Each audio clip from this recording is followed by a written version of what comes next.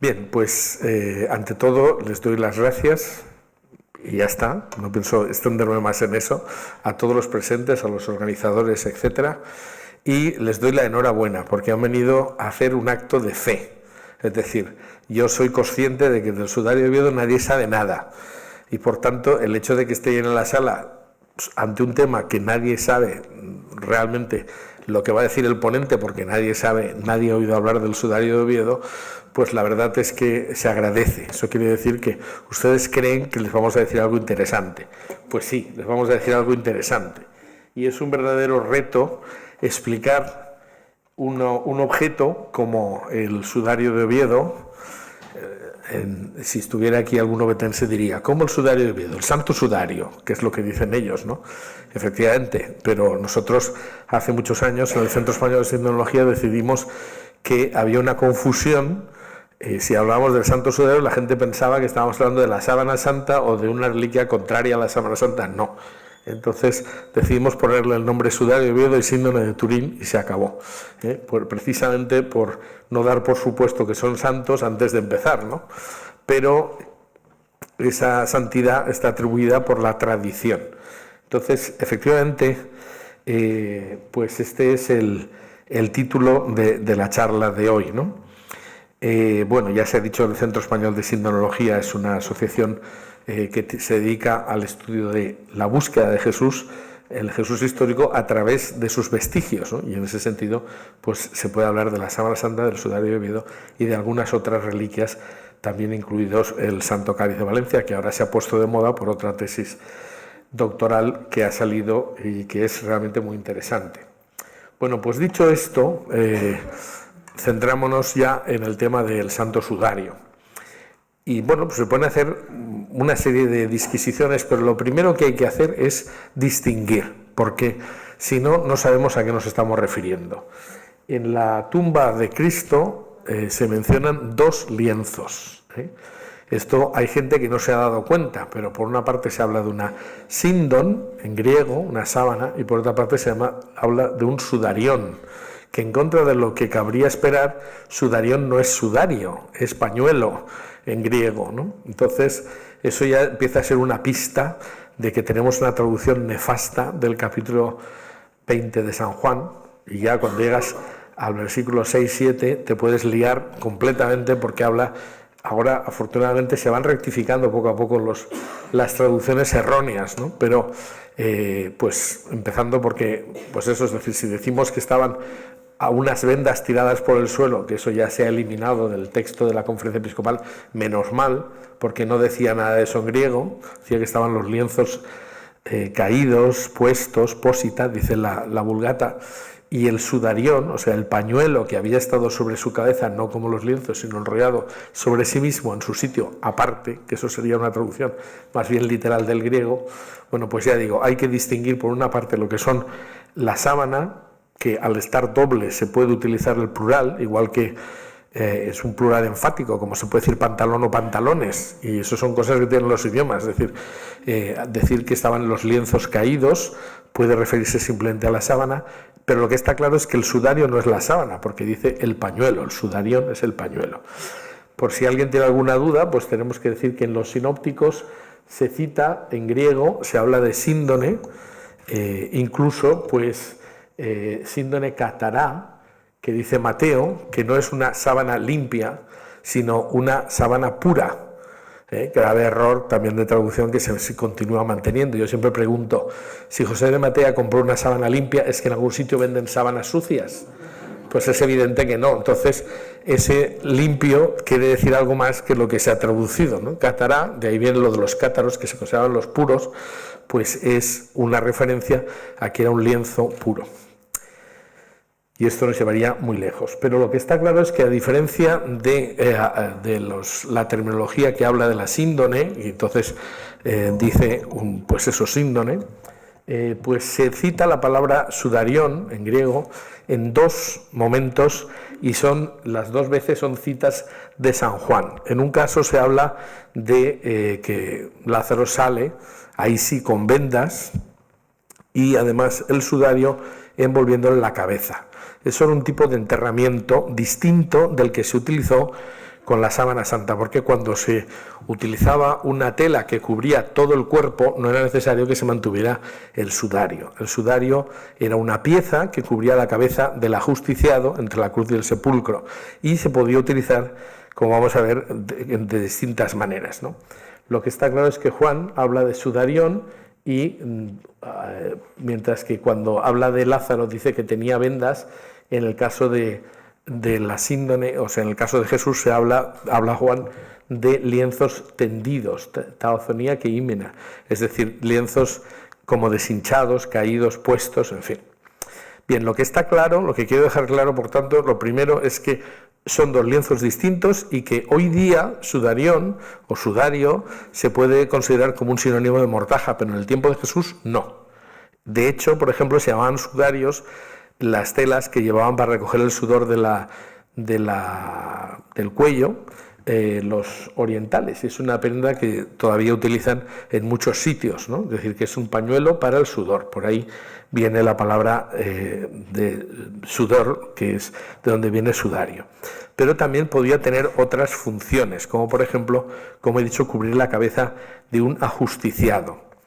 Esto nos parece muy raro y sin embargo lo hacemos todos los días. Cuando hay un muerto en una carretera se le tapa la cara. Nosotros ahora ya no sabemos por qué hacemos eso, pero los judíos lo tenían obligado por dos tipos de motivos. Un motivo religioso, entendiendo que el hombre era imagen de Dios y cuando esa imagen estaba deformada, por ejemplo cuando había una persona fallecida con el rostro deformado, pues había que cubrirlo porque era casi como una blasfemia.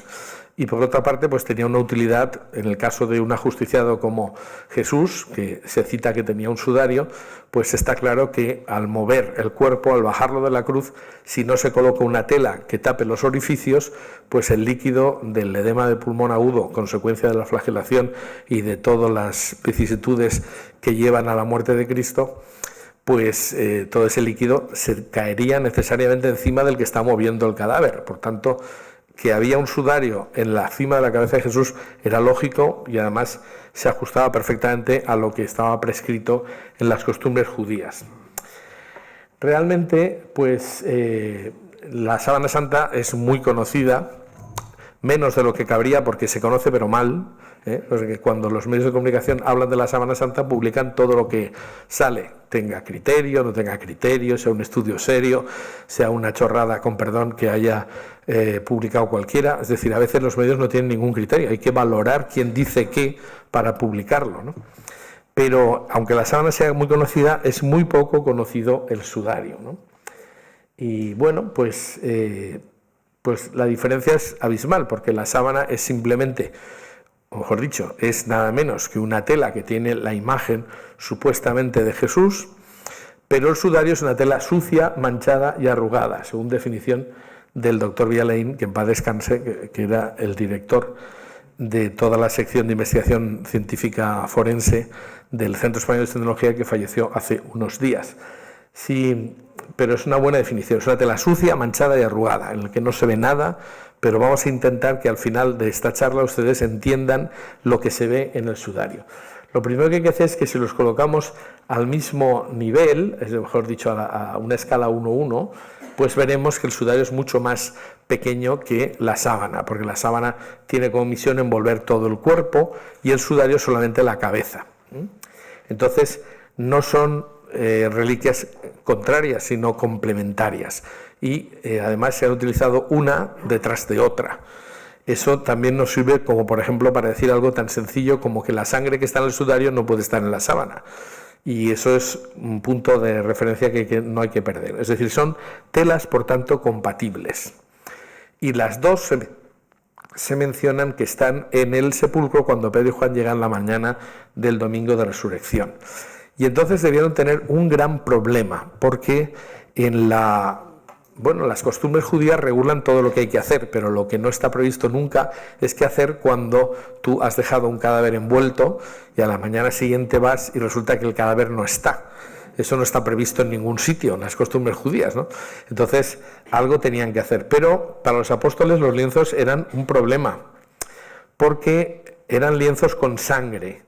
Entonces, la sangre para los judíos tiene un doble significado. Por una parte es donde está el alma, según dice el Antiguo Testamento, Pero por otra parte, la sangre produce impureza, es decir, la sangre de un cadáver no se puede tocar, solamente de la forma más elemental posible para enterrar el cadáver, pero evidentemente hay una pregunta que hace todo el mundo: ¿y por qué no dicen los evangelistas que cogieron los lienzos? Pues dicen que estaban allí, pero no dicen que se los llevaran. No lo dicen porque, entre otras cosas, ya digo, eso era desde el punto de vista religioso totalmente inaceptable. No podían llevarse una cosa impura, porque además se hubieran quedado impuros y no había posibilidad de purificarse cada vez que tocaran estos lienzos con sangre. Pero por otra parte, pues tampoco era aceptable desde el punto de vista legal, porque el que se llevara algo de una tumba pues estaba penado. Eso era una situación que estaba penada con la pena de muerte. Entonces los evangelistas no van a ser tan tontos como para proclamar que habían cometido un delito, un flagrante delito que les podía costar la vida, ¿no? Entonces, como digo, eso es un verdadero problema. O sea, ellos llegan allí al sepulcro y ¿qué hacen? Pues muy probablemente recogieron los lienzos. Nosotros pensamos que sí, pero bueno, es decir, aparte de que aunque no estuvieran en ningún lado, pues probablemente los habrían recogido, porque no podían dejar abandonada a merced de cualquiera la sangre de Cristo, donde se suponía que estaba el alma de Jesús, ¿no? A pesar de ello, pues aunque haya pocas referencias, tenemos algunas referencias de algunos autores, que simplemente pues voy a poner aquí y ya está, que mencionan que los lienzos se guardaron. Y varios, pues, por ejemplo, en la vida de San Nino de Georgia, pues el maestro Nicéforis dice que se los llevó Pedro, y también, pues, en la misma línea las otras dos citas. O sea que había dos lienzos y supuestamente lo lógico es que se los llevaran. ¿Podría ser el sudario de Oviedo? Entonces ya nos metemos en materia realmente. ¿Podría ser el sudario de Oviedo uno de esos dos lienzos? ¿Podría ser ese sudarión, ese pañuelo? Bueno, pues vamos a ver qué hay en Oviedo. De momento hay que decir que para ver el sudario hay que irse a la Cámara Santa de la Catedral, que es Patrimonio de la Humanidad, y, en fin, y que es más antigua que la propia catedral, porque da la casualidad de que la Cámara Santa era en la Cámara del Tesoro, y se entiende que en la antigüedad se llamaba tesoro donde estaban las reliquias, y todavía lo dicen en algunas catedrales, Cámara del Tesoro, y la gente piensa, pues allí los canónigos tienen, no sabemos qué cosas tendrán. Bueno, pues eso normalmente es la sala de las reliquias, ¿no? Y efectivamente, pues por lo menos desde el siglo IX está, y probablemente con la anterioridad también, está en el centro de la Cámara Santa, pues un arcón donde se supone que llegaron las reliquias que se guardan allí, el Arca Santa, y justo inmediatamente detrás, desde el año 2014, en que se ha renovado toda esta zona, pues hay una caja donde está realmente el sudario puesto en la mejor forma para que no esté en tensión en vertical ni en horizontal, y lo que se ha hecho es colocar una fotografía, que en realidad más que una fotografía es una imagen escaneada, que escaneamos nosotros en una investigación hace unos años, y que es prácticamente una réplica exacta de lo que se ve detrás. Mucha gente ahora cree que ve el sudario, ve la fotografía, pero es una foto tan buena que realmente además uno puede hacer todas las inclinaciones que quiera, porque realmente el sudario está detrás, lo que pasa es que no es visible, ¿no? Esto, ya digo, ha cambiado mucho, porque desde el siglo IX por lo menos, pues el sudario está, y no se ha cambiado de lugar, en la Cámara Santa. Así es como estaba hasta el año 2014, ¿no? Es decir, había una serie de armaritos que eran del año 1959 y que se habían colocado ahí, pues el sudario estaba tapado por la Cruz de los Ángeles y con una fotografía en blanco y negro bastante peor que la que es actual. El sudario y todas las reliquias de la Cámara Santa tenían una enorme tradición, y de hecho, pues lo que ocurre es que el conocimiento de la Cámara Santa pues es consecuencia de los peregrinos del Camino de Santiago. Los peregrinos del Camino de Santiago cantaban una canción en francés que suena, también rima en español, que decía que quien va a Santiago y no al Salvador visita al siervo y deja al Señor, porque a la ida o a la vuelta solían pasar por Oviedo, y de hecho la peregrinación inicial es a Oviedo. Es decir, esto es algo que la gente no conoce, que algún gallego que pueda estar aquí me puede maldecir o algo así, pero es verdad. Es decir, si vemos los mapas antiguos, vemos que hay una cruz mucho más grande en Oviedo, que en la iglesia de San Salvador de Oviedo, que es la catedral, que en Santiago de Compostela, ¿no? Y hay un refrán que dice que más es Dios que sus santos. Las reliquias de Jesucristo tienen más importancia que incluso las de un apóstol. Bien, o sea, un gran conocimiento histórico, pero ¿y el sudario realmente qué? Bueno, pues el sudario, como he dicho, está en el centro de la catedral, y si uno hace, como hemos hecho nosotros, lo descose de su relicario y lo saca, pues se queda uno muy despagado, ¿no? Entonces yo espero que ustedes ahora estén todos despagadísimos, porque lo que vamos a hablar es de esto, ¿eh? Es decir, de una tela que no parece nada, no tiene ninguna cara, a pesar de que en Oviedo a veces le llaman el santo rostro, pero no hay ningún rostro por ningún lado, o sea, no lo busquen porque no está. Y efectivamente, bueno, está como tiene que estar, no como uno pensaría, porque no se trata de ningún dibujo ni nada de esto. Entonces, bueno, pues, ¿y esta tela de dónde viene? Bueno, pues vamos a hacer un poquitín de historia, ¿no? Y es que hay una referencia interesantísima que es del año 570, que es del manuscrito de San Antonino Mártir, que está escrito por uno de los peregrinos de Piacenza que fueron a Tierra Santa, ya decimos pues a finales del siglo VI, que tienen una referencia muy interesante. Dicen que junto al Jordán, no muy lejos de donde el Señor fue bautizado, y del monasterio de San Juan, que está todavía allí, hay una cueva que dispone de celdas para 7 vírgenes. Dice, chicos, vírgenes, por tanto son monjes. Se dice que allí se conserva el sudario que estuvo sobre la cabeza del Señor. Esta referencia es indudablemente al sudario de Cristo. No sabemos, o sea, sabemos seguro que no se refiere a la síndone. Yo, si tuviéramos tiempo, pero no quiero alargarme, contaría, bueno, lo voy a contar, que en un viaje que hicimos en el grupo, en el Centro Español de Sindología, nos acercamos a visitar al director del Centro Arqueológico del Bautismo de Cristo, que ahora es Patrimonio de la Humanidad, y pues le preguntamos si conocían la referencia. Esto es en Jordania, porque al otro lado del Jordán suele ser Jordania, ¿no? Y entonces le preguntamos si tenían referencia de ese sudario, y dijeron, sí, conocemos la referencia de los peregrinos de Piacenza. Y dice, pero no lo hemos encontrado, ese sudario. Entonces le dijimos, no, usted no lo ha encontrado porque lo tenemos nosotros en España. Y claro, aquel hombre se volvió loco, porque dijo, no me lo puedo creer. Claro, empezamos a enseñarle fotografías de glóbulos rojos y cosas así, y se quedó absolutamente impactado, ¿no? Y decía, esto lo tiene que saber su majestad, porque en Jordania, precisamente, esta zona del bautismo de Cristo está bajo el patrocinio de la Casa Real de Jordania, que es muy interesante. Pero bueno, pues efectivamente sí que es cierto que esa es una zona donde existen muchas cuevas de anacoretas, y esa es una referencia histórica que coincide con los datos que tenemos. Incluso hay en una de las zonas próximas se encuentran una serie de huesos que se supone que son de los monjes que estaban allí cuando Cosroes II,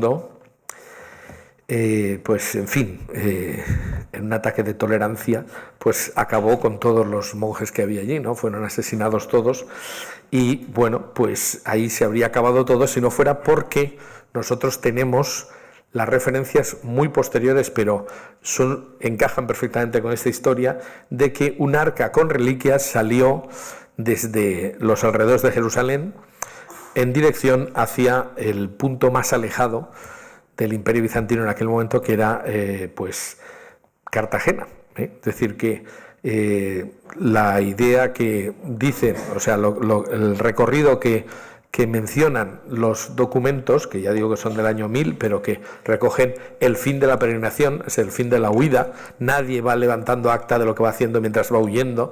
Eso se cuenta siempre cuando acaba la persecución. Entonces ahí se dice que pues el sudario dentro del arca con las reliquias se habría ido a Alejandría, esto simplificando mucho, ¿no?, a Cartagena.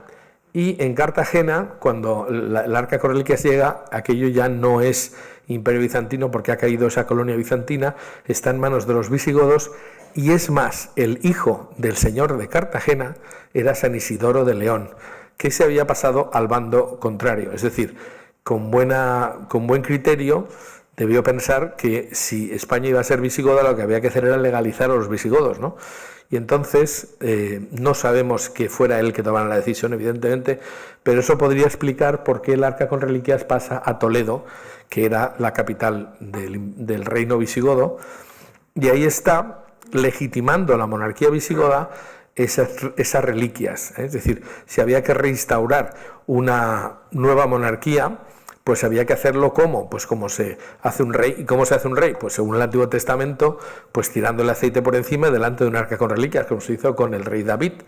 Entonces, esa arca con reliquias ahora era el Arca Santa, y ahí está teniendo una función importantísima en la historia de España, que era la legitimación de la nueva monarquía.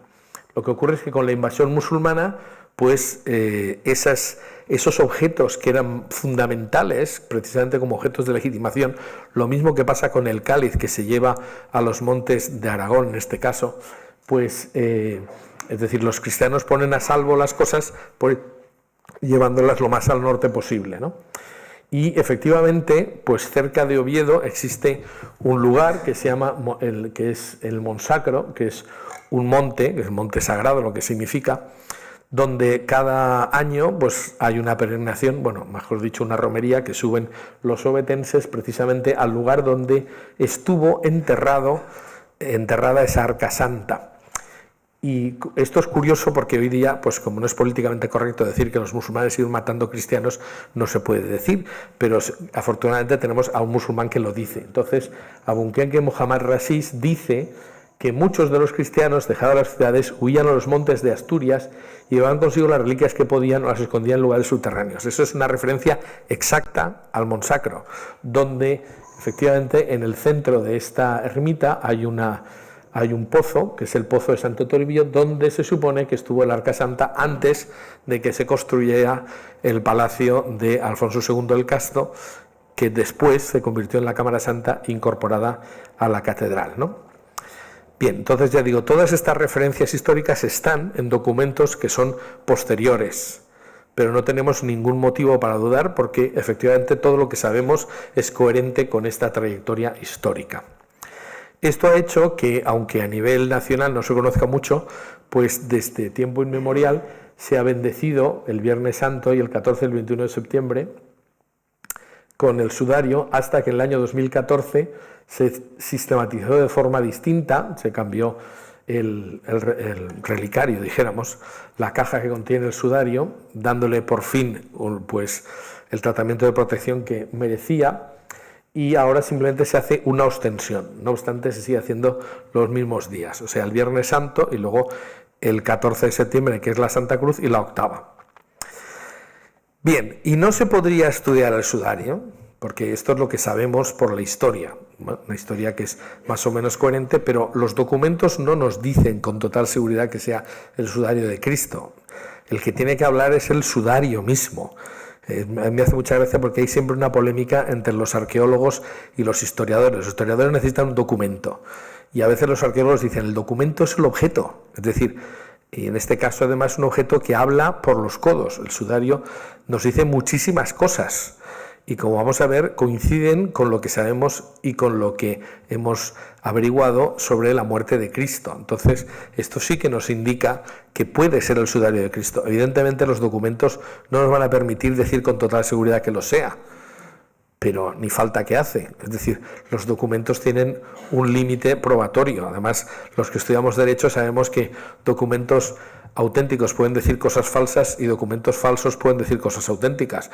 O sea que, bueno, es decir, la gente miente. Es decir, muchas veces tampoco hay que fiarse absolutamente de la prueba documental si no tenemos otra, ¿no? Bien, entonces, y no había nadie que estudiara el sudario, pues yo creo que podría haberse pasado otros 1000 años en Oviedo sin que nadie se preocupara ni lo más mínimo por estudiar el sudario. Pero lo cierto es que sí que ocurrió algo que hizo que se iniciara una investigación. Entonces el pionero fue Monseñor Ricci, fue su primer divulgador. Monseñor Ricci era un monseñor del Vaticano que llegó a Oviedo y entonces se interesó porque él buscaba una reliquia que pudiera compararse o que tuviera que ver con la sábana santa. Entonces se quedó asombrado de ver que había una tela que tenía muchísima más sangre Y bueno, pues ahora veremos que él hizo 2 o 3 aportaciones fundamentales en el estudio del sudario, pero debió impresionar muchísimo a los guardianes del sudario porque le regalaron el forro y no le regalaron el sudario de milagro, porque vamos, o sea, le dieron un trozo que efectivamente se llevó y tal, y bueno, que luego hemos visto por fotografías cogido con chinchetas en varios sitios. Bueno, pues lo cierto es que Monseñor Ricci, a pesar de todo, sacó de la indiferencia el sudario, ¿no?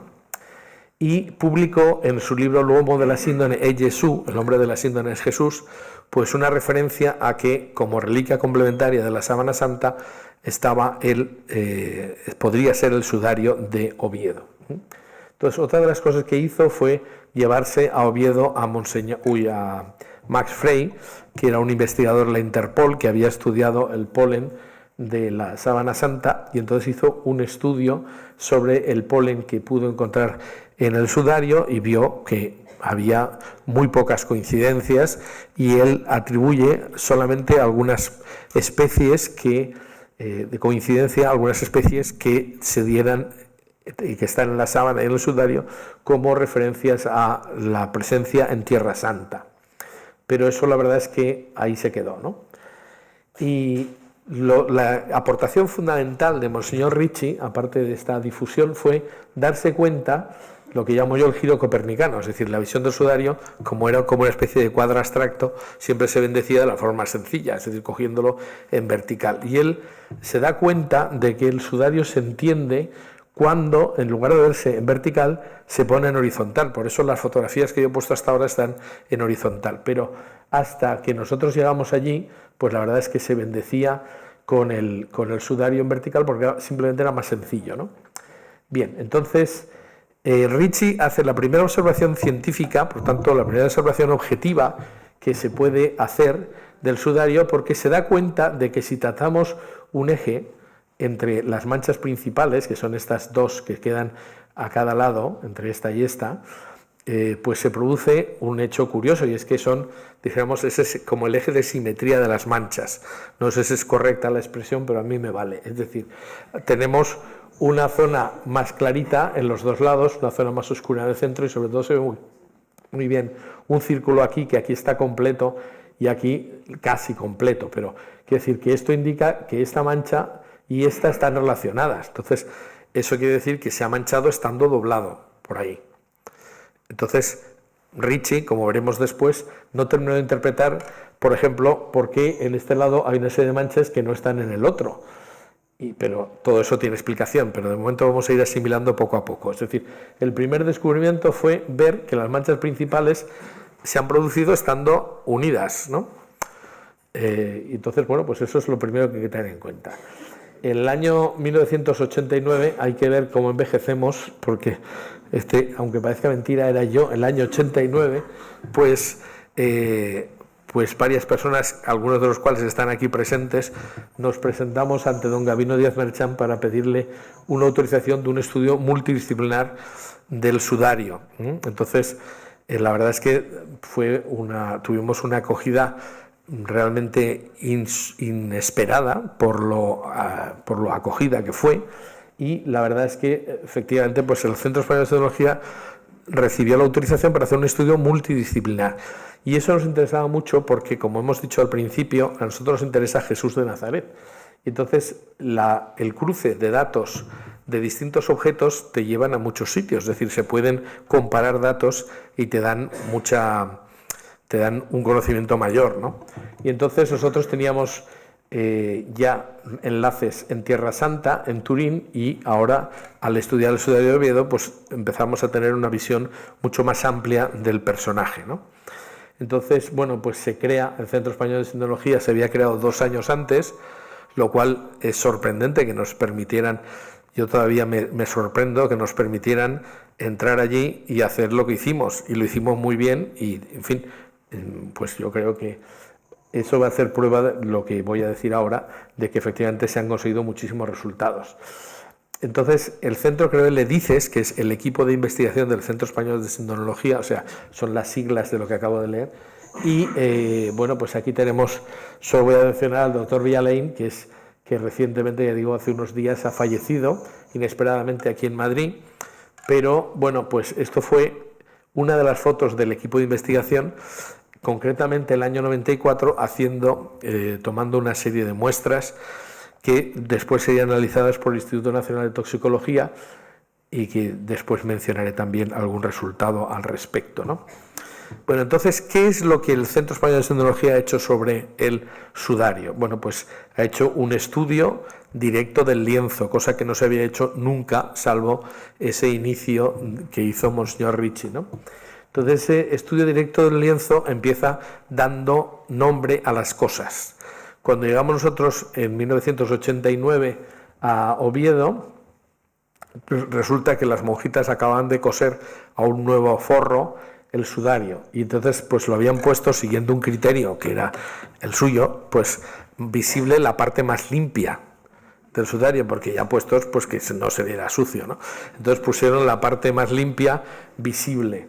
Luego descubrimos que necesitábamos ver la parte de detrás, que es donde están las manchas más interesantes de sangre. Entonces pues había que descoserlo y nos autorizaron una segunda visita a descoserlo, ¿no? Porque aunque no lo parezca, las telas tienen dos caras, ¿no? Esta la llamamos anverso porque era la que estaba visible, aunque parece ser que es el reverso de la propia tela, pero si nosotros descosemos el sudario y le damos la vuelta, vemos el reverso. Ya digo, y decidimos ya que sea anverso la parte que estaba visible el año 89 y reverso la contraria, que se ve está más oscura y efectivamente pues claro, quedaba peor para las monjitas que lo cosieron de la forma más primorosa posible, ¿no? Bien, entonces, ¿y qué más cosas se puede hacer? Pues había que empezar por lo más básico. Lo más básico era tomar medidas. Sabemos que es una tela, esto es mi evolución que se va viendo con el paso del tiempo y vamos a peor cada vez, pero bueno, lo cierto es que las medidas del sudario eran 85,5 más o menos con 52,6 centímetros, ¿no? Entonces, ¿y qué soporte es el sudario? Pues es como se ve que es una tela, es un tejido con un montón de irregularidades. Teníamos un catedrático de textiles que decía, este lienzo no pasaría las más mínimas normas de calidad actual, porque claro, está cosido, está hilado a mano y y tejido a mano, y entonces pues tiene un montón de saltos, ¿no? El tejedor o la tejedora pues ha ido saltándose de vez en cuando algún hilo, se le ha hecho algún nudo, en fin, es un poquito chapuza, pero es lo normal, es decir, tan es así que podríamos decir que es una tela que es de por lo menos de 1000 años de antigüedad, ¿no? Eso sí que se puede saber. Véase, para verse la diferencia, pues basta con ver que este hilo es finísimo y este hilo es gordísimo. Entonces, ¿por qué? Pues porque se ha hilado a mano, ¿no? Bien, luego además es un hilo que está en torsión en Z. De todo lo que digo se pueden decir muchísimas más cosas. Yo pido perdón porque estoy haciendo un resumen rapidísimo para tener los datos básicos, pero por ejemplo la torsión en Z indica que pues es el tipo de torsión normal común en el Imperio Romano.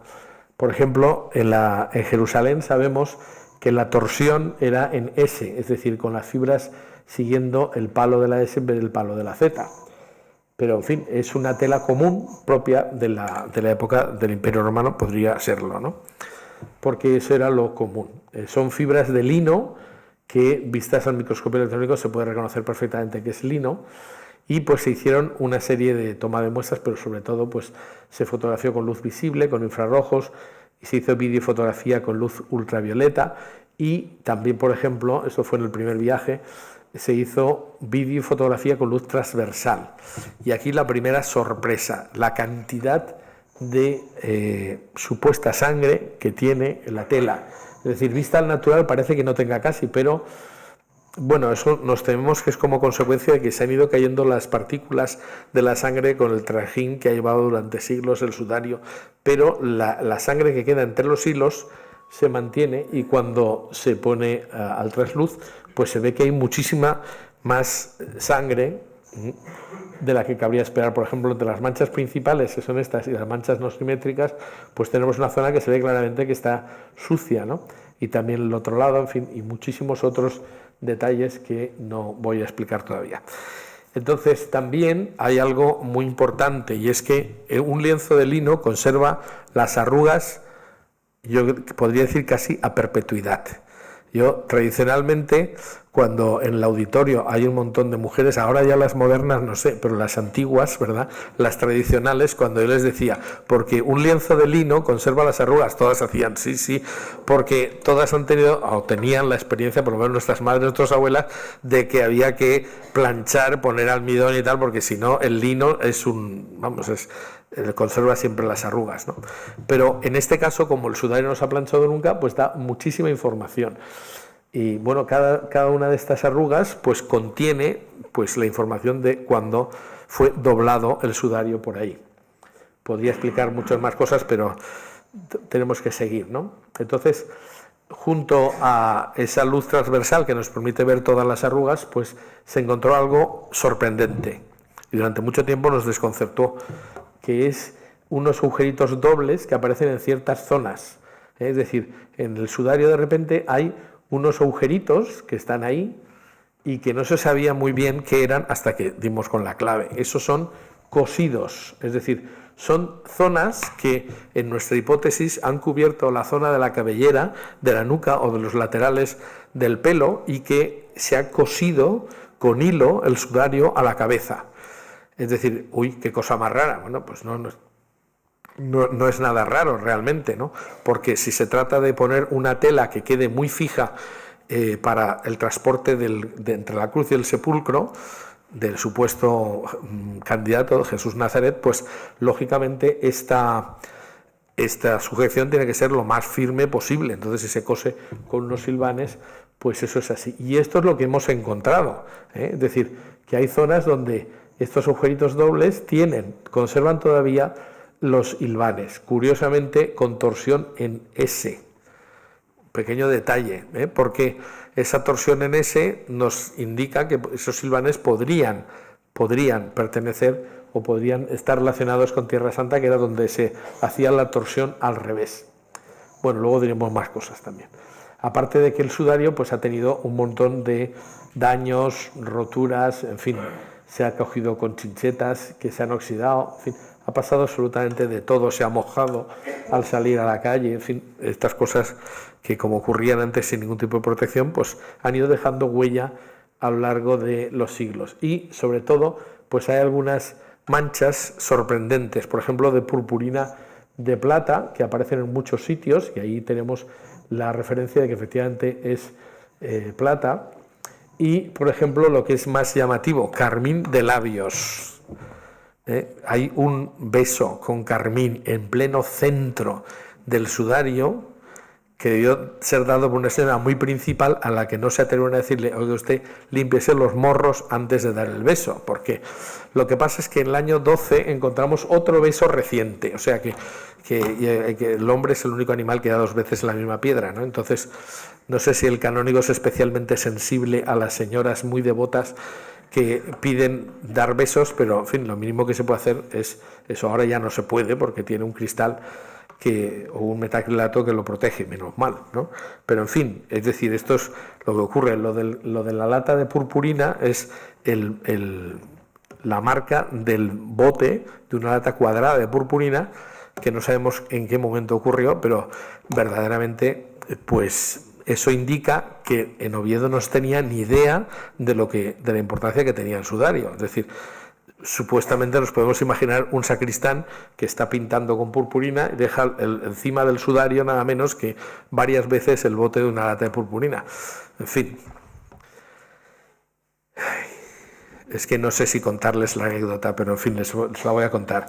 Es decir, cuando dijimos esto, el deán de la Catedral de Oviedo dijo, ¿y se puede saber de qué fecha es? Para ver si había que tomar medidas disciplinarias contra algún sacristán en concreto, pero en fin, dijimos que no valía la pena hacer una investigación al respecto. Bueno, entonces, bueno, pues más cosas que sí, pues se pasó una sonda de vacío que permitió tomar varios filtros con muestras de las distintas pues, materiales que han ido quedando sobre el sudario, que eso da una información enorme. Es decir, parece mentira, pero la suciedad informa muchísimo, da muchísima información. Y por ejemplo, pues hemos encontrado pues restos hasta de la voladura de la Cámara Santa. Hemos encontrado pólvora y hemos encontrado un montón de partículas inorgánicas, están ahí marcadas. pero efectivamente incluso pues hechos históricos como la voladura de la Cámara Santa está reflejada y es consecuencia de la Revolución de Asturias, ¿no? Entonces el microscopio electrónico pues ha permitido descubrir una gran cantidad de granos de polen que están en estudio, se estudiarán, en fin, en la medida de lo posible, pues, pero hay material para muchísimo tiempo, ¿no? Y hasta aquí pues muy bien, pero de repente nos encontramos con algo que es verdaderamente significativo. Estas aglomeraciones de partículas son de resina de aloe y bálsamo de estoraque, es decir, mirra y aloe. La mirra, bueno, pues la mirra barata era el estoraque, que era lo que se utilizaba realmente, ¿no? Un sucedáneo. Entonces, cuando el evangelista dice que en el entierro de Jesús se utilizó pues aloe y mirra, pues ahí tenemos una referencia muy importante, porque estos acúmulos, estas partículas, están pegadas a las manchas con sangre, lo cual indica que son tan antiguas como las propias manchas. Y ahí tenemos un detalle. Esto es un signo de que este objeto se ha utilizado en un enterramiento. O sea, no es una tela que pueda estar en cualquier sitio y que pueda tener cualquier procedencia. Esto se ha utilizado en un enterramiento concretamente. Pero lo más interesante de todo es, o lo que es más espectacular quizá, es el estudio hematológico forense que, como hemos visto, pues dirigió el doctor Villalain con su equipo de la Cátedra de Medicina Legal de la Universidad Complutense I y luego de la Universidad de Valencia, desde el año 1990 hasta prácticamente el año 2012, en el que le sustituyó el profesor Sánchez Hermosilla, que es médico forense y profesor de Antropología y Genética Forense de la Universidad Católica de Murcia, y que ha ampliado y continuado los estudios del doctor Villalain. Y entonces vamos a centrarnos a partir de aquí en los estudios de las manchas de sangre. Todo lo demás, pues efectivamente nos contextualiza el objeto, pero lo más importante son las manchas de sangre. Entonces les recuerdo que hay un anverso y un reverso, que siempre que se vea el reverso el sudario no tiene el marco, y siempre que se vea el anverso pues es el sudario con el marco, ¿no? Entonces a partir de aquí, a partir del pliegue, podemos dividir, vamos a seguir la investigación forense. Lo que pasa es que voy a dar una serie de pasos que supongo que entienden que no les puedo explicar todo lo que hemos estado viendo durante casi 30 años, o sea, tengo que dar una serie de saltos, pero voy a contar lo que sea necesario para que se entienda, ¿no? Entonces, a partir del eje de simetría de estas manchas principales podemos dividir el anverso en izquierda y derecha y el reverso en izquierda y derecha. Bueno, pues lo que es muy importante es que pues una serie de deducciones que podemos sacar. En principio, Ricci pensó que el lado que es el reverso derecha, que es este, estaría pegado al reverso izquierda. Pues no, se equivocó. Y eso es lo que hizo que no pudiera interpretar qué eran estas otras manchas que tendrían que estar aquí si hubiera estado plegado como un libro que se cierra y no al revés. Entonces, lo que hizo Ricci en realidad fue lo contrario, o sea, se equivocó porque es a la inversa. Es decir, nosotros hemos deducido y podemos saber con certeza que esta zona, bueno, mejor lo hacemos así, que esta zona, a ver si podemos hacer que vaya a esto es. En realidad, esta zona de aquí es la que estuvo en contacto con el foco de sangre, porque evidentemente es sangre, y estaba doblado con la otra mitad hacia atrás, ¿no? Es decir, que si tenemos el anverso y el reverso, pues dijéramos que la parte más próxima a la cabeza sería esta, y la más alejada esta, y estas dos, estas sí que estarían como si el sudario estuviera cerrado, y en definitiva, pues ahí tenemos el primer hallazgo nuestro fue precisamente conocer el orden real de la formación de las manchas principales. Por tanto, pues el estudio pormenorizado de los coágulos de sangre nos ha permitido conocer el orden de formación de las manchas. Vamos a ir más rápido y a partir de ahí, pues el primer estudio se hizo sobre la mancha principal primera, ya que las demás se produjeron por contacto o por capilaridad.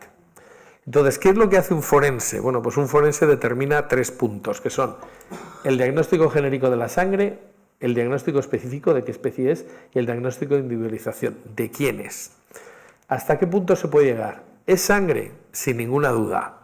Aquí tenemos fotos de glóbulos rojos que evidentemente pues están más o menos deteriorados, costras de sangre, o sea, no hay ninguna duda de que eso es así, pero no obstante se hicieron las distintas reacciones correspondientes químicas y todas dieron positivas, es decir, se trata de sangre sin ninguna duda. Es sangre humana y además se pudo determinar que era del grupo AB. Y esto además se contrastó con otros 2 laboratorios ajenos al EDICES en Italia, que fue la confirmación independiente del doctor Carlo Goldoni y del profesor Vaima Molone, que era el catedrático de Medicina Legal de la Universidad de Turín. Pero es una sangre que no es una sangre pues muy espesa, ¿no? Es decir, es una sangre diluida. ¿Pero diluida con qué? Bueno, pues esto supuso también un montón de estudios que se resumen en que el equipo del doctor Vialén hizo más de 3.200 manchas de control y llegó a la conclusión de que prácticamente era todo sangre diluida con líquido de edema pulmonar en la proporción de 1 a 6. Es decir, en realidad es como si hubiera las zonas que están más oscuras, en realidad son porque han sufrido varias salidas sucesivas de líquido por la nariz o por la boca, como luego veremos. O sea que sangre, ¿de qué grupo? Pues es sangre humana, pero ¿se puede determinar el ADN? Pues efectivamente en la foto que hemos visto antes, en el año 1994, se tomaron muestras del sudario para hacer un ADN. Entonces, según el Instituto Nacional de Toxicología, se ha determinado una secuencia poco frecuente de ADN mitocondrial. Pero también es verdad que el propio Instituto Nacional de Toxicología, en el segundo Congreso Internacional sobre el Sudario de Oviedo, en Oviedo, vinieron a decir, y estas son parte de sus conclusiones, que se trataba de un lienzo con mucha antigüedad, una sangre muy antigua, con una alta tasa de degradación, bajo contenido de ADN, se habían modificado los ácidos nucleicos y tenía mucha contaminación, lo cual nos hace pensar que esa determinación de ADN, pues la tenemos que tomar con pinzas, ¿no? Porque no tenemos tanta información como cabría pensar. Sí que es verdad que ese ADN nos podría servir para comparar con otro ADN. Por ejemplo, si encontráramos la misma secuencia de ADN mitocondrial en la sábana santa, que eso puede no ocurrir nunca, porque es como tener, a mí me explicó el doctor Alonso, que es como tener 2 páginas del Quijote. Dice, yo puedo tener 2 páginas y encontrar una secuencia de ADN mitocondrial, pero si no tengo el mismo ejemplar del Quijote completo, no puedo comparar si esas 2 páginas son del Quijote, porque a lo mejor puedo encontrar otro trocito de ADN que no tenga nada que ver. Entonces, no podemos saber si esto nos llevará a ningún sitio, pero eso es lo que hay. Entonces, vamos a ir concretando más. Esto les va hasta aquí. Les agradezco que hayan estado, que no tosa a nadie ni nada, esté todo el mundo atento. Quiere decir que, bueno, por lo menos me han estado siguiendo, pero hay que tener en cuenta que ahora empieza esto a ser un poco más comprensible. Entonces, el que entonces era director de nuestro equipo de investigación, que le gustaban mucho los puzzles, decía que estudiar el sudario era como hacer un puzzle sin tener el original de la muestra que tienes que construir, ¿no? Pero está claro que si tú coges un rompecabezas y te encajan todas las piezas, alguna impresión de que vas por buen camino, pues tienes que tener, ¿no? Entonces vamos a sacar las piezas del puzzle y ver de qué manera nosotros vemos que esto coincide.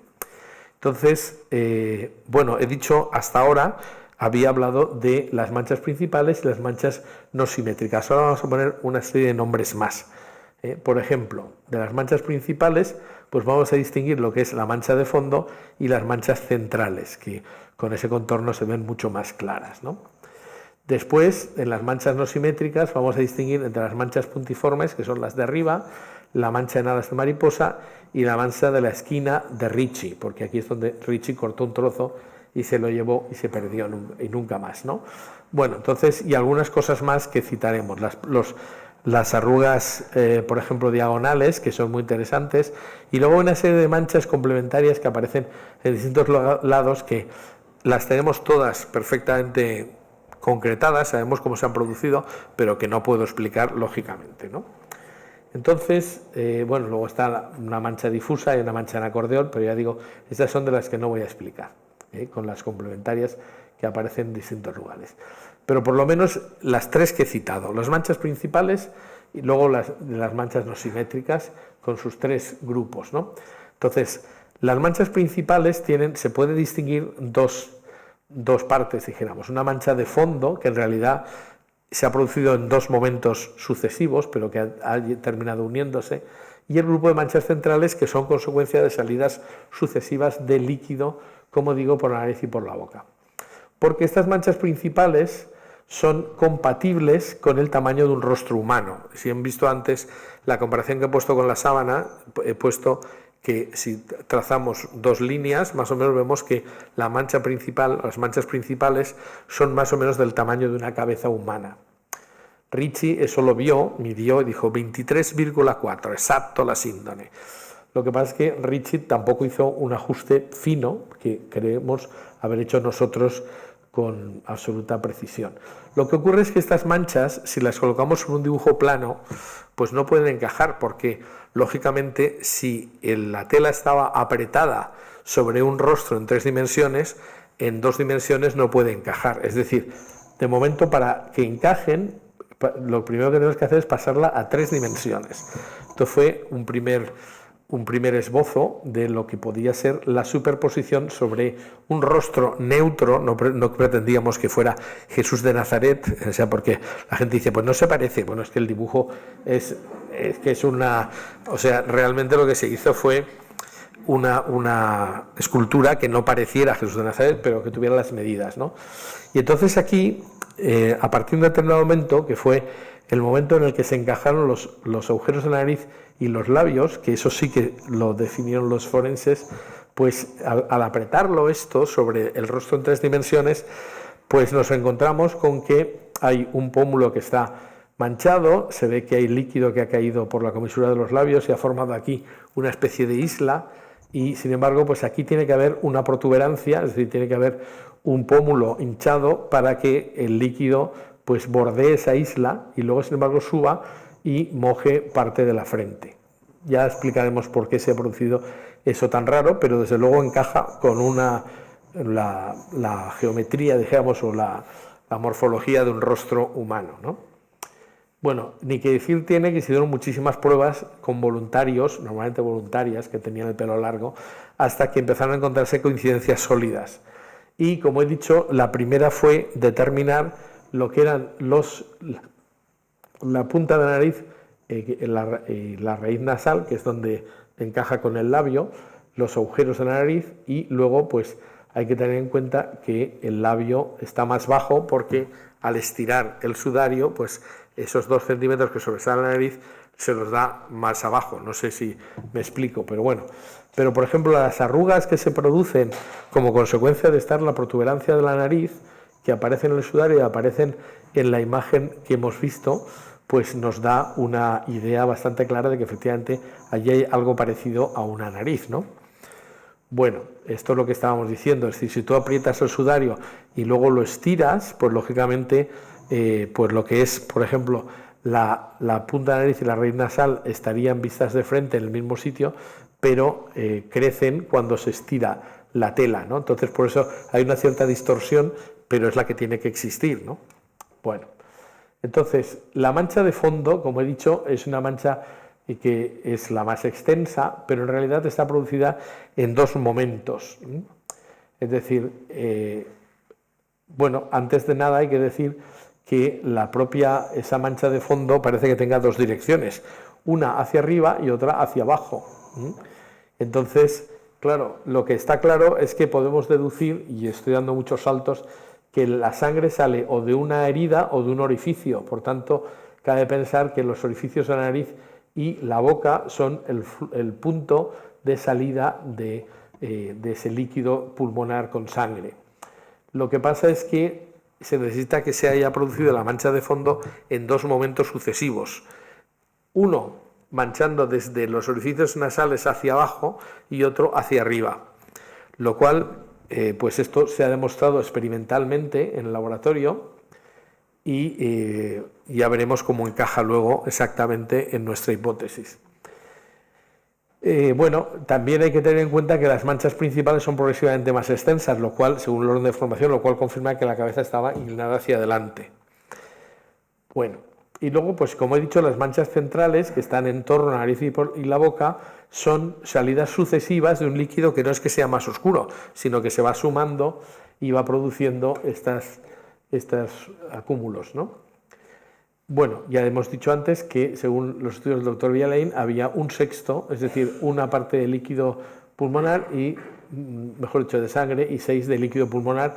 Y además se hizo un descubrimiento muy interesante, y es que se puede seguir una cierta cronología de lo que ocurre, porque cuando sale el líquido y vuelve a salir el líquido, lo normal es que no quede una frontera entre las dos manchas, sino que se fundan.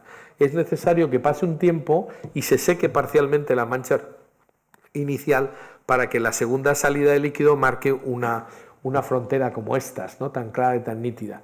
Pues esto permitía distinguir tiempos, con lo cual se hizo un estudio no solamente formal, sino cronológico, es decir, qué es lo que va pasando con el cadáver para que se vaya produciendo estas salidas sucesivas de líquido, ¿no? Estas fronteras dentro de la misma superficie húmeda permiten establecer lapsos de tiempo. También, y no es una lástima porque eso es un trabajo también muy profundo, pero se han identificado una serie de marcas de dedos que parecen intentar frenar la salida del líquido. Esto lo siento, pero me lo tengo que fulminar porque si no, pues nos haríamos demasiado largos, ¿no? Bueno, entonces ya hemos dado algunos datos sobre las manchas principales. Respecto de las manchas no simétricas, pues ya hemos visto que hay 3 bloques, ¿no? Las manchas puntiformes tienen una morfología muy curiosa, y es que el coágulo de sangre se ha estrujado, es decir, se ha separado una parte más líquida de una parte más sólida. Eso quiere decir que esto es sangre que ha salido estando el individuo vivo todavía, y esa sangre se ha quedado en el pelo y un tiempo después, cuando se ha colocado el sudario, mancha separadamente la parte más líquida de la parte más sólida. Y entonces, pues esto, como digo, también se ha comprobado experimentalmente, ¿no? Esas manchas puntiformes, esto es una primera aproximación porque ahora el encaje no es exactamente así, pero en una primera aproximación podemos decir que colocando la nariz y la boca donde hemos visto, las manchas puntiformes caen sobre la parte del occipital, ¿no? De la zona occipital de la cabeza. Y efectivamente con los coágulos estos se han concentrado dejando un halo de suero, lo cual indica que primero ha salido el líquido, se ha quedado en el pelo más o menos, y que entre 45 y 60 minutos después de salir esa sangre se ha colocado el líquido y mancha separadamente de esta forma. Ya digo que esto se comprobó experimentalmente también. Entonces, la zona de la nuca está llena de agujeritos dobles y de hilvanes, lo cual indica que especialmente se cosió por la parte de la nuca. Esto lo encajaremos enseguida, ¿no? Entonces la mancha de alas de mariposa indica que aquí hay un pliegue que por eso mancha simétricamente los dos lados. Aquí hay una cosa interesante, y es que en la sábana santa una de las cosas que más controversia ha dado es por qué lleva una especie de coleta. No es una coleta, es que al coger con el sudario y coser, parte del cabello se ha quedado pegado. Entonces esto es un punto de coincidencia con la sábana santa que es espectacular, porque todo el mundo durante tiempo ha dicho, si es que eso es porque Jesús habría hecho una promesa como nazareo, no sé qué, bueno, un montón de especificaciones o de hipótesis de todo tipo, pero que en realidad tienen lo más sencillo, es que si tú coses ahí una cosa a un pelo con un cabello con sangre, pues se puede quedar pegado, y es exactamente lo que ha pasado, ¿no? Bueno, entonces luego la mancha de la esquina de Ricci indica también que el cuerpo estaba manchado de sangre. Aquí también se pueden decir muchísimas cosas que no voy a decir, pero bueno, entonces las otras manchas complementarias y pues manchas accesorias, como por ejemplo la de la clavícula que se ve indirectamente. En fin, sería necesario explicar todas estas, pero ya digo, hay muchas otras manchas sin nombre que sabemos el mecanismo de formación, pero bueno, todo eso pues nos remitimos a nuestras publicaciones y las que haremos, ¿no? Pero lo que sí que tenemos claro es que 40 personas durante un montón de años no han encontrado ninguna contradicción.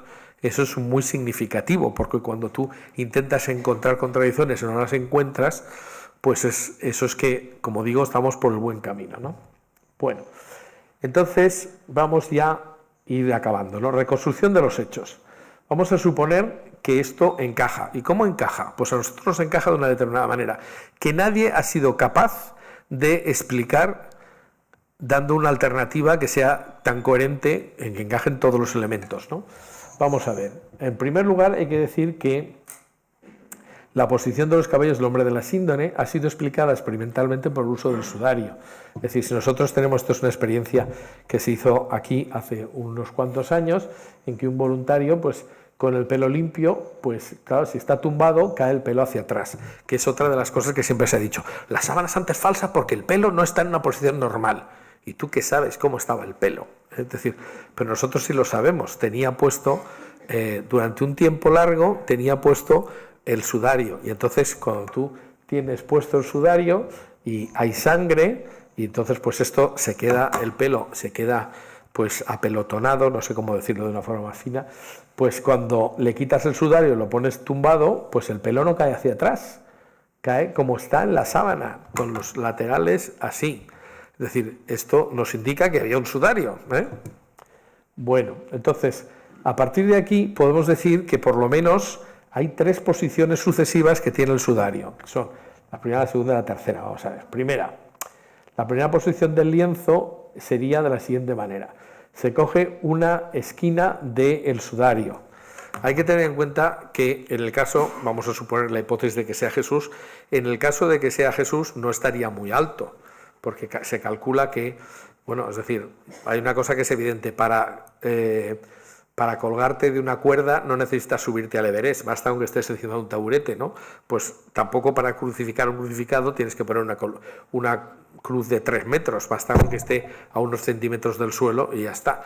Entonces, teniendo en cuenta que Jesús estaría con las piernas dobladas, la cabeza estaría poco más o menos a esta altura, o sea que tampoco es tanto. Subiéndose a unas piedras, esto por la arqueología lo podemos saber, subiéndose a unas piedras simplemente coges y coses el sudario en una esquina y entonces lo normal es que hubieras dado la vuelta completa para la cabeza, ¿no? Pero no se hace así. Es decir, se cose en la parte de atrás de la nuca, se cubre hasta prácticamente la oreja derecha, ahí se cose doble y entonces se vuelve hacia atrás. Esta sería la primera de las colocaciones del sudario. ¿Y por qué sabemos esto? Bueno, lo sabemos porque todo tiene sentido, es decir, las heridas puntiformes de los agujeritos están en su sitio, las manchas de alas de mariposa también, la mancha de la esquina también, es decir, estaría prácticamente a la altura del omóplato o algo así. Y bueno, pues la posición de la cabeza con la cabeza inclinada hacia adelante es coherente con la formación de las manchas principales dobles caen en su sitio y las manchas accesorias incluso están cada una donde tiene que estar. Por tanto, la primera posición nos indica que el sudario estaba así, pero aquí hay una pequeña duda, ¿no? Más que una duda, un enigma. ¿Y por qué no cubren toda la cabeza? Bueno, pues quizá hay 2 motivos. Uno, quizá querrían ponerlo doble para que se recogiera el líquido que saldría con más intensidad, lógicamente, por delante del rostro, pero también hay otra posibilidad, y es que inclinada la cabeza hacia adelante 70 grados, aquí pone 20, pero luego lo hemos ajustado más, en realidad son casi 10 grados a la derecha, ¿no? Entonces, estando en esa posición, lo que ocurre es que la cabeza podría estar apoyada sobre el brazo. Es decir, la posición de un crucificado que está hundido nos indicaría que la cabeza apoyada sobre el brazo no se puede dar la vuelta completa, ¿no? Entonces es perfectamente posible que lleguen aquí, cosan al pelo lateral y lo pongan doble. Bueno, entonces lo que pasa es que esta posición nos está dando la posición del cuerpo completo, ¿eh? Es decir, porque si un brazo está en alto, el otro tiene que estar también en alto, porque si no la cabeza caería justo en dirección contraria. Y para que la cabeza no quede en el centro de los 2 brazos, tiene que haber un apoyo en los pies para que el cuerpo esté inclinado hacia un lado, lo cual nos indica que tendría que tener un apoyo en los pies. O sea, que de la posición de la cabeza podemos deducir perfectamente que la postura sería la de un crucificado, ¿eh? Entonces, ¿esto qué nos indica? Pues que el sudario se coloca inmediatamente producida la muerte, lo cual es lo lógico, es decir, se produce la muerte y entonces se cubre la cabeza del ajusticiado siguiendo las costumbres judías, ¿no? En ese momento, pues empieza a producirse, fluye suavemente durante unos 15 minutos el líquido por la nariz y por la boca y se mancha la parte correspondiente de la nariz hacia abajo del sudario. Esto está todavía en posición vertical. Ahora, en el momento en que se desmonta la cruz, esta es nuestra hipótesis, en el momento en que se desmonta la cruz, lógicamente, como tiene el palo vertical, no puedes tirarla hacia atrás, tienes que tirar el palo hacia adelante y el cuerpo entonces se coloca con la cabeza más baja que los pies. Eso lo que hace que el líquido suba, digamos, según la posición que le estamos viendo en esta fotografía. Entonces el líquido sube por la nariz hasta marcar parte de la frente, ¿no?, de líquido. Por cierto, ¿no?, es que no quiero meter demasiados datos, pero hay que decir que en esta zona precisamente es donde se encuentran restos de tierra. Es decir, que evidentemente en el sudario nos está indicando que al dejar el cuerpo en el suelo, parte de la tierra del Calvario se queda en el sudario y está todavía ahí. Una cosa que a ver quién va a falsificar esto cuando no se entiende nada, ¿no? Pero ahí está todo donde tiene que estar, ¿no? Esto estaría ya con el cuerpo en posición horizontal. Como hemos visto, se demostró experimentalmente. Entonces, mientras el cadáver se moviliza, entonces hay diversas posiciones de manos que intentan cerrar la salida del líquido por la nariz y por la boca. ¿Por qué? Bueno, pues esto también encaja con lo que es la costumbre judía, porque piensen ustedes que para los judíos en la sangre está el alma, y entonces intentar evitar la salida de la sangre, y para que la sangre se quede dentro del cadáver, pues es precisamente algo que haría una persona que tuviera ese tipo de pensamiento, ¿no? Entonces, la segunda posición del lienzo se produce cuando se ha desmovilizado o se ha cambiado la posición del brazo que estaba hacia arriba y entonces se puede dar completamente la vuelta a la cabeza. Entonces se desata, entonces se coloca así y al final se hace un nudo, de que hemos indicado de esa manera, ¿no? Entonces, en esta posición lo que ocurre es que la parte que estaba por fuera, al girar hacia adentro, pues pasa a tocar la parte que no estaba cubierta y entonces ahí tenemos, esto es difícil de explicarlo, pero bueno, y no sé si lo van a ver todos, pero se produce la marca de la oreja que había quedado descubierta, el sudario al abrirse así, entonces por la parte que antes estaba fuera, ahora pasa adentro, entonces se marcha la oreja, entonces aparece superpuesta la mancha de sangre de la oreja en dirección contraria a la que había salido antes. No sé si me explico, pero bueno, quiero decir, todo esto se ha comprobado. ¿Por dónde entra la sangre en cada mancha? ¿Por dónde sale? Es decir, que cuando uno quiere hacer, si alguien quiere hacer, que no se atreven mucho, pero si alguien quiere hacer un estudio alternativo que encaje todo, lo que hay que hacer es estudiarse por dónde entró la sangre, por dónde salió, por qué aparecen estas cosas que parecen incongruentes, pero que son congruentes, etcétera, ¿no? Y aparte, pues también tenemos una posición de una mano que está marcada solo en la cara 1 y 2 y no en la 3 y 4, lo cual nos indica que el sudario se había abierto, ¿no? El tema del nudo, interesantísimo, se produce en el modelo que hemos visto antes, cuando se deshace el nudo, pues resulta que eso indica que hay unas arrugas que van hacia la esquina, igual que ocurre en el sudario. Bueno, pues tenemos algo sorprendente. Hay un escritor de Egipto que se llama Nonos de Panópolis, que en el siglo V escribe, y parafraseando el texto del Evangelio de Juan, cuando Pedro y Juan llegan al sepulcro, dice: siguiendo detrás llegó Simón e inmediatamente entró. Está siguiendo lo que dice el Evangelio y de repente dice una cosa que no ponen los Evangelios. Dice: vio los lienzos vacíos juntos, caídos, y la tela que envolvía la cabeza con un nudo en la parte de atrás de la cabellera. En la lengua autóctona de Siria se llama sudario. No estaba con los lienzos funerarios, sino que estaba ampliamente enrollado sobre sí mismo, torcido en un lugar aparte. Hay una serie de adjetivos que están en el griego. Entonces, no deja de ser llamativo. Yo ya estoy teniendo que terminar, pero claro, nos queda muy poquito. Pero en fin, no sé si contar una anécdota. No sé si la cuento. Pero bueno, lo que nos pasó es que esto lo encontramos después. Es decir, yo recuerdo el día que estábamos en la cámara, en la Catedral de Oviedo, y de repente alguien, el equipo de los forenses acaba de explicar que ahí teníamos, que eso podría ser las arrugas de un nudo. y justo estando en la sacristía de la Catedral de Oviedo nos llama el Mark Gustin, que entonces estaba estudiándose las referencias al sudario que existían en diversos documentos antiguos, y me dice: aquí hay un señor que es un tal Nonos de Panópolis que dice que había un nudo en la parte de atrás de la cabellera. Dice: no entiendo nada. Digo: pues yo lo entiendo perfectamente porque me lo acaban de explicar los forenses. Les doy la palabra de honor de que fue así, es decir, no fue una cosa que nosotros buscáramos, sino que justo además coincidió que yo estaba en la Catedral de Oviedo y por el telefonillo me llegan y me dicen eso, ¿no? Bueno, pues mira tú por dónde. La tercera posición del lienzo pues es lo que ocurre cuando se rompen los silvanes, se tira del nudito y se deja el sudario así. ¿Y cómo se describe eso? Es decir, imagínense ustedes que se quita, porque cuando se utiliza una sábana completa no hace falta dejar el sudario dentro. Entonces se quita y se coloca enrollado sobre sí mismo en su sitio, es decir, junto al cadáver, pero no dentro, aparte. Esto podría ser perfectamente lo que dice San Juan, y que es la cruz de los exégetas, porque todos están intentando sacar conclusiones de qué es lo que dice el evangelista sin saber lo que había visto el evangelista. Sin embargo, aquí el sudario nos puede dar la clave perfecta de que esto es así. Uy, qué bonito, me estoy quedando sin batería y no he enchufado. Bueno, igual de repente nos quedamos oscuras y hay que ponerlo, pero bueno. Entonces, los ungüentos están pegados a la sangre del interior de esa capucha que queda.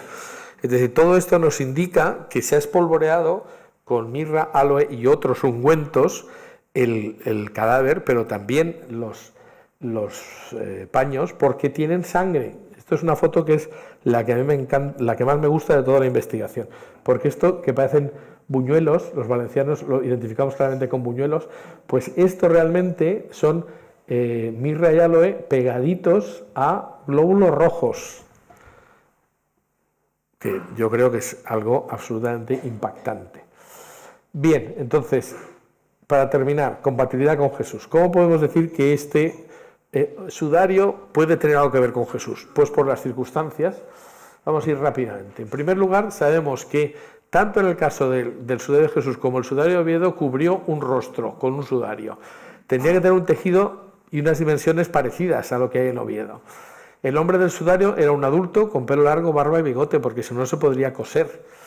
La morfología en todo es compatible con un hebreo, incluso el grupo AB, que es muy característico de un determinado del grupos hebreos, ¿no? Es decir, fue torturado, el rostro estaba deformado y ensangrentado, eso lo vemos en el sudario perfectamente. También murió en vertical, con los brazos en alto y apoyo en los pies. A ver qué persona muere en vertical así, es decir, esto tiene que ser un crucificado, como hemos visto, ¿no? También tenía sangre vital, que puede ser consecuencia de la corona de espinas. La corona de espinas sigue, o sea, las heridas de la cabeza, aunque no llevara la corona de espinas en la cruz, al respirar va golpeándose y reabriendo justo las heridas de la parte de atrás de la nuca, que son las que tropiezan con la cruz misma, ¿no? También las manchas puntiformes de la zona occipital son propias de una corona de espinas, ¿no? Como estábamos diciendo. También murió con un edema de pulmón agudo, consecuencia de los tormentos. Eso encaja muy bien con el caso de Jesús. De hecho, el hecho de que salga tanto líquido por la nariz y por la boca requiere que haya un agujero en los pulmones. Es la famosa tema de la botella de leche. Si no le haces un agujero, no sale la leche. Por tanto, es necesario, o tenemos un indicio de que pudo tener una lanzada en el costado para que salga. Incluso se han identificado coágulos de fibrina, o por lo menos compatibles con coágulos de fibrina, lo cual indica que, aparte de que sale líquido de dentro, pues que ha tenido una serie de daños físicos considerables para que la fibrina se produzca. Esto sería más largo de explicar, pero no me da tiempo. Entonces, después de este hombre, ha sido descendido al suelo y transportado al lugar de la sepultura, que no podía estar muy lejos porque se lleva a mano. El sudario se espolvoreó con mirra y aloe al retirarlo, cosa que sabemos que ocurrió en el caso de Jesús y en el caso del sudario de Oviedo, y el sudario se encontró enrollado sobre sí mismo y se conservó. ¿Cuántos sudarios hay conservados por ahí? el sudario, como he dicho, tal. Y sobre todo, una cosa que es importantísima, ¿no? Es decir, si el sudario se quita porque no está con el cadáver, está clarísimo que tiene una posición. Y además hemos encontrado recientemente un tipo de ungüento muy curioso, porque esto es un polen de Helichrysum, que está en la síndone y está en el sudario, el mismo tipo de polen. Pero es muy interesante porque el Helichrysum es, según cita Plinio el Viejo, el componente principal de los ungüentos que se utilizaban en los entierros de los reyes. Ojo, porque yo no sé si aquí, bueno, si no el año que viene lo contaremos cuando hablemos de la Sábana Santa, pero Jesús no era perroflauta. O sea, no sé por qué tenemos desde los años 60 la idea de que Jesús era un señor que iba por ahí en plan cutre y en plan perroflauta y tal y cual. Jesús era de la familia del rey David. Y Jesús se proclama rey cuando entra, cumpliendo la profecía de Daniel, entra en un pollino en el templo. Está marcando claramente que él es el Mesías. Al principio dice que no lo digan, pero al final lo reconoce. Y hay gente que reconoce a Jesús como el Mesías. Y no es verdad que fracasara con los judíos, fracasó con un grupo de judíos que sería más o menos amplio, pero todos los primeros discípulos eran judíos. O sea, a ver, no sé si es que nos pasamos de demagogia a veces, ¿no? Pues a Jesús le entierran con una tela digna del sumo sacerdote y con un proceso que es el que se utilizaba para el entierro de los reyes. Porque a Jesús lo entierran dos señores muy importantes, que son José de Arimatea y Nicodemo. Bueno, no digo nada más, al año que viene más. Bueno, entonces... Y muy importante, la tradición dice que este es el sudario de Cristo, porque no se sabe por qué también hemos pasado a decir que la tradición no tiene ninguna importancia. La tradición en determinados contextos es fundamental. Nosotros ahora, ¿no? Si no me lo demuestra un científico, pues no puedo creérmelo. Bueno, pues mira tú por dónde este sudario siempre se ha considerado que era el sudario de Cristo y coincide con muchas cosas que no se podía comprobar que lo fueran, y ahora sí. Bueno, entonces, relación con la síndone. ¿Y cómo podemos decir que sea Jesús? Pues podemos compararlo con la síndone. Entonces, lo primero que hay que decir es que el sudario envuelve la cabeza en esta dirección, pero la sábana en esta otra. Por tanto, tenemos las manchas de delante y de detrás de la cabeza y coinciden en todo el desarrollo, ¿no? Esto es una aproximación, pero aunque sea una aproximación macroscópica, si nosotros nos acercamos vemos que hay una cierta coincidencia entre las manchas de la nuca, de la coleta y del hombro, ¿no? Entonces, en la parte de atrás pues coinciden. Pero sobre todo, y aquí hay que leerse un libro, pero no lo voy a hacer, simplemente les voy a decir que si comparamos al mismo tamaño el rostro de la Sábana Santa con las marcas del sudario de Oviedo, podemos encontrar un montón de puntos de coincidencia. Esto requeriría una explicación, pero bueno, algunas marcas aparecen en positivo y otras en negativo porque tienen que estar así. Me basta con decirles que hay muchos detalles coincidentes. Es más, es prácticamente imposible que esto sea casualidad. Es decir, tanto en la sábana como en el sudario aparece una serie de marcas que se corresponden tan exactamente que tendríamos que decir que no puede ser más que la misma persona. Esto ya entiendo que se lo tienen que creer por fe, esto sí, porque no puedo explicar mancha por mancha. Pero imagínense ustedes que nosotros tenemos un muerto del siglo XIV y un muerto del siglo VIII y tienen todas las heridas de todo el desarrollo de la cabeza en los mismos sitios. ¿Eso se lo creen ustedes? No. La única posibilidad es que esto sea la misma persona y que esta persona en los dos casos sea Jesús de Nazaret, porque si no, no tiene explicación. Entonces, simplemente voy a terminar con una superposición, porque tendríamos que hablar de muchas cosas más, que es la siguiente. El rostro de la Sábana Santa no solamente es un rostro con una morfología muy especial. Está deformado, la nariz completamente girada, un pómulo derecho hinchadísimo, y lo que ha hecho el profesor Miñarro ha sido encontrar el relieve del rostro de la Sábana Santa. Si ahora cogemos a este rostro concreto y le ponemos superpuestas las manchas de sangre del sudario, vean ustedes cómo coincide. ¿Se puede decir que esto es pura casualidad? No. Esto es lo que explica que, en fin, uno se pueda plantear perfectamente que Jesús sea el hombre del sudario. No sé si ustedes lo han entendido, pero hemos hecho lo posible. Es decir, es muy difícil explicar una tela que no se entiende nada y llegar a una cabeza. Pero verdaderamente, pues yo creo que lo que el Centro Español de Sindología ha llegado a decir es bastante sólido. Lo que pasa es que como no salimos en Sálvame Deluxe, nadie se va a enterar. Eso lo tengo más claro que el agua, ¿no? Entonces, desgraciadamente, pues yo creo que nos moriremos todos los que hemos participado en esta investigación antes de que alguien reconozca que hemos llegado a un punto de coincidencia bastante considerable. Yo tengo que decir que hace años tuve la suerte de entrevistarme con el que todavía no era papa, porque le faltaban 3 meses para convertirse en papa, que fue entonces el cardenal Ratzinger, que me dijo esta frase: sigan ustedes investigando porque esto refuerza nuestra fe.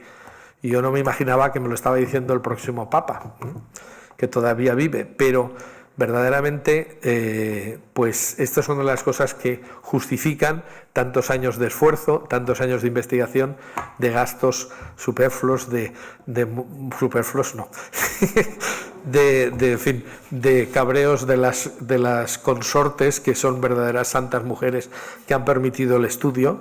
Y verdaderamente, pues, en fin, yo creo que esto es lo que podemos decir de momento, O sea que seguiremos.